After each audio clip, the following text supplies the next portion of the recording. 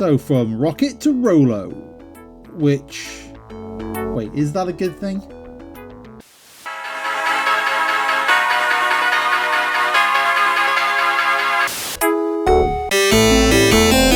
You'll remember from a week or 2 or 3 or whatever ago, we looked at Risky Woods, a proper Euro platformer.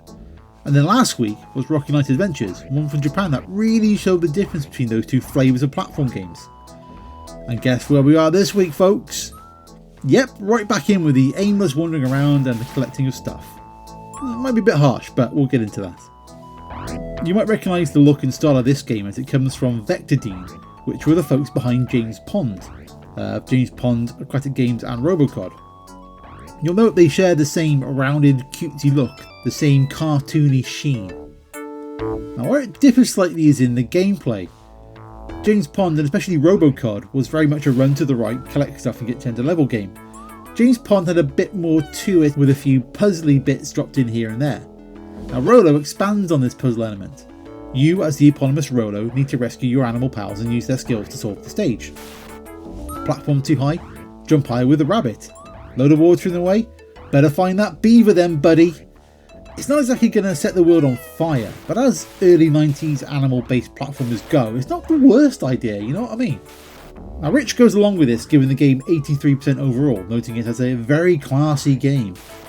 The main issue is that there is a, quote, lot of game, but there is no battery save or password system, which is, I agree, a pain in the ass.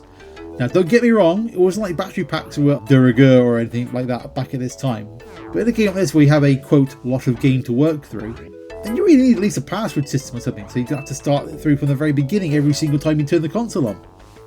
I mean, that might have been fine back in the 8-bit days, but long plays of this game go on for like an hour easy on YouTube, so, you know, who wants to do that in one sitting?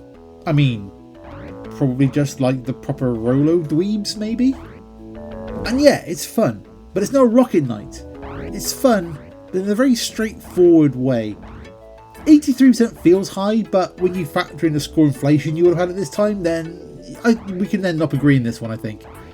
But really, we'd all much rather be playing something else, right?